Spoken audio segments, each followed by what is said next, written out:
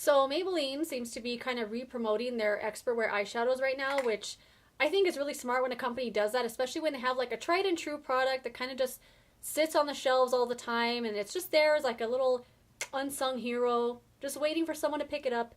And anyway, they're re-promoting it right now, and which I am so happy about because these eyeshadows are so awesome.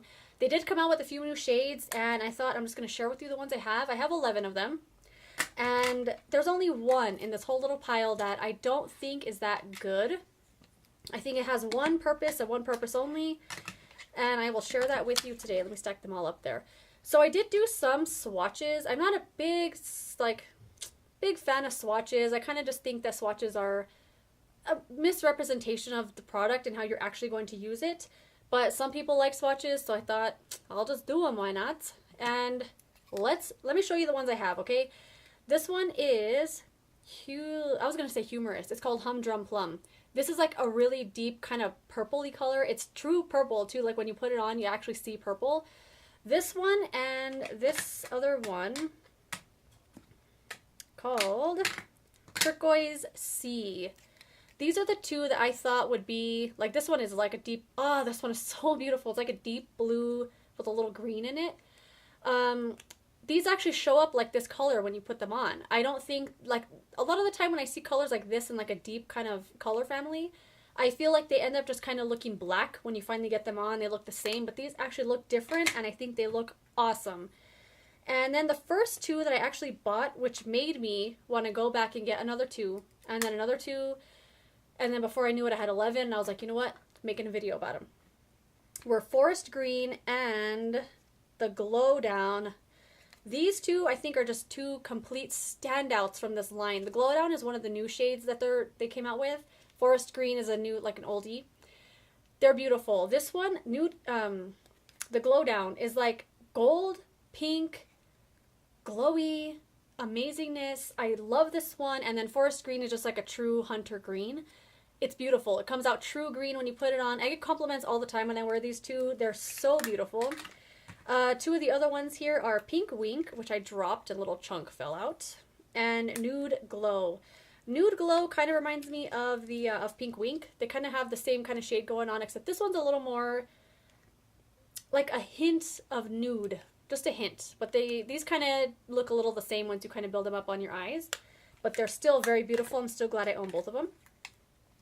Next up, we have Tastefully Taupe and Cool Cocoa. This one is Tastefully Taupe. This is like a true taupe. It's freaking beautiful. It's a satin finish. It goes on really well, whether with your fingers or a brush. I prefer putting on these with my fingers, all of them. That's how I do all of my shadow, actually. And this one is Cool Cocoa. This is the one I have on today. This one looks a lot deeper in the pan, but I really appreciate when deep shades are not overly pigmented. I find it just so difficult to use shades sometimes when they're too hard to work with. But this is not overly pigmented. I have it really lightly on my eyes today. Builds up really nicely, and I love that one. Blue Blazes, this is one of the ones of the line. It's a satin finish, but I think it kind of leans a little more matte. It's extremely lightly pigmented. It's like a true cool toned blue, like light blue. And it's not that pigmented, which is something I do like in eyeshadow, but it's almost non-existent to this one. It's for one of those no makeup days, I think, which is why I only use this when I do no makeup days, because it's really lightly pigmented. My least favorite of all of them is this one called Gold School. So one thing I do like about all of these shadows is that they're nicely, firmly pressed into the pan.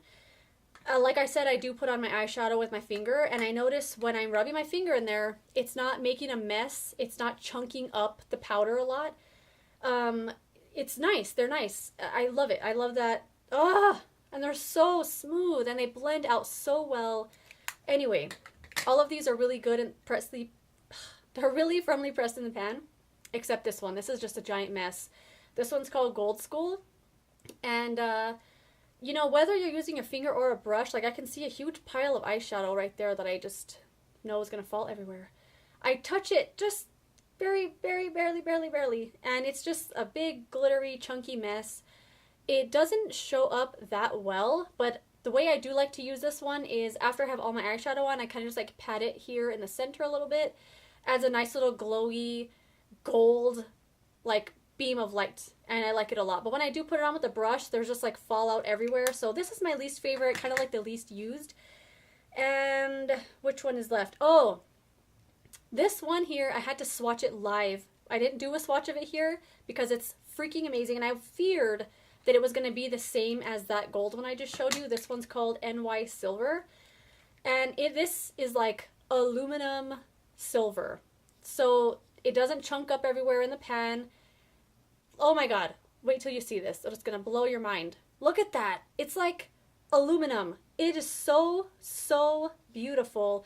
Like, this is one of those shades that when I put it on, I can't stop putting it on. Like, I want it more metallic and more metallic. I want it to look like I have like sheet metal on my lid. It's crazy. But I love that one. It's so good. So those are the 11 shades that I own. There's only one, that gold school, that I don't really like that much. But all the rest of them, they're nicely pressed in the pan. They don't make a mess when you're picking up with the brush or your finger. And they blend awesome. They blend out so freaking well. They're not patchy. They don't skip. They build up really nice. Every single one of these, when I say every single one, I'm always going to be talking about all of them except Gold School. So every single one of them is really great for a one shadow look because they build up really nicely. They sheer out really nicely. I love all of them. There's no fallout either. No fallout with any of these except Gold School. I don't find anything down here when I'm putting them on with a brush or when I'm trying to blend them out or anything. I think these are one of those standout products from Maybelline that definitely flies under the radar. They're always on sale. It's like the cheapest thing that they make, and they're good quality. I really like them. I'm happy with all of these. I wear them regularly, and I'm really glad they're being re-promoted now. So maybe more people will check them out. And yep, that's my whole video on the Maybelline Expert Wear eyeshadows. I hope you guys go get some, and I will see you in another video. Bye!